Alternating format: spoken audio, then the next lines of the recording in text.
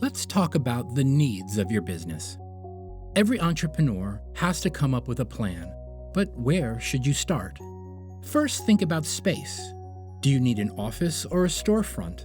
Would it be better to buy or to rent?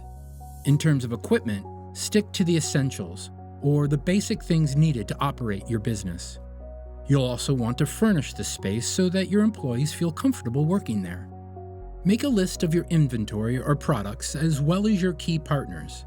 Key partners include manufacturers and distributors you'll need to get in contact with so you can start building professional relationships. Next, tally up your daily expenses. Expenses are things like rent, payroll, and marketing. This will help you to estimate your budget. Think about your transactions with customers too. Will you accept cash or credit cards? What about digital payments? What's your plan for generating invoices and receipts? Finally, sketch out the division of labor.